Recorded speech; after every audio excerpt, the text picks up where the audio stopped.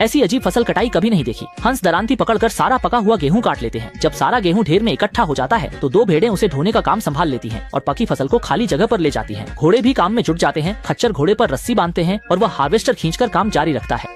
छोटे बत्तख के बच्चे भी पीछे पीछे काम में जुटे हैं। वे गेहूं की बालियां उठाकर फावड़े पर रखते हैं। फिर नर बत्तख झूले की गति का उपयोग करके गेहूं को गोदाम में पहुंचाते हैं। सभी जानवर मिलजुल कर काम कर रहे हैं। खच्चर गाड़ी खींच रहा है। बकरियां सींगों से गेहूं उठा रही हैं और ऊपर बत्तखें उन्हें व्यवस्थित कर रही हैं। सब लोग पूरी मेहनत से जुटे हैं ताकि सर्दी आने से पहले गेहूं की फसल समेट लें। कोई भी आलस नहीं कर रहा। जल्द ही तिनकों के बड्डे ढेर लग गए। मिलजुल कर काम करने से काम आसान हो जाता है। मुर्गे और मुर्गियां भी पूरी ताकत से काम में लगे हैं। कटाई का काम अब पूरा होने वाला है। झुंड में आई अबाबीलें छत पर बिखरे तिनकों को 3 कतारों में सजा रही हैं। उनकी खेती करने का तरीका भी कल्पना से परे है। बकरियां और कुत्ते मिलकर अपने सींगों से हल चलाकर जमीन तैयार करते हैं। मुर्गियां अपने पंजों से सख्त मिट्टी को खोदकर उसे नरम बनाती हैं। केंचुए भी खाली नहीं बैठे। वे मिट्टी में छेद करके बीज बोने की जगह बना रहे हैं।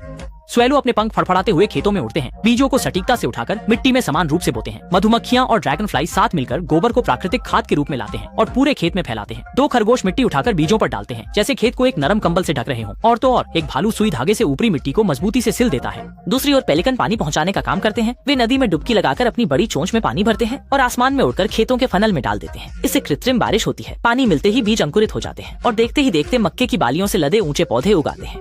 पास ही टमाटर की बेलें टहनियों के सहारे ऊपर चढ़ रही हैं और धूप पाकर लाल रसीले फल दे रही हैं। पत्ता गोभी में नई कोंपलें फूट रही हैं जो तेजी से बढ़कर घने हरे गोले बन रही हैं। फसल कटाई का समय आ गया है। पिल्ला तुरंत काम में जुट गया है और देखते ही देखते पूरी गाड़ी ताजे मक्के से भर गई है।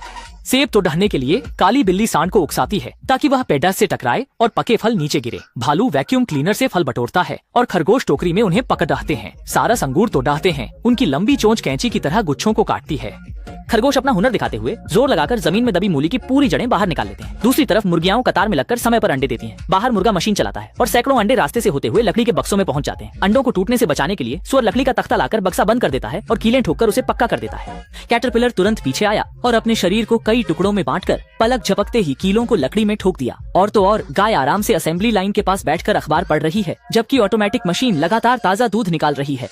पिल्ला बकरी को ही एक साधारण गाड़ी बनाकर उसे हाँकते हुए ताजा दूध भंडारण गृह तक ले जाता है। पूरे साल की कड़ी मेहनत के बाद छोटे जानवरों ने इतनी सामग्री जमा कर ली है कि वे सर्दियों की कड़ाके की ठंड का आसानी से सामना कर सकें।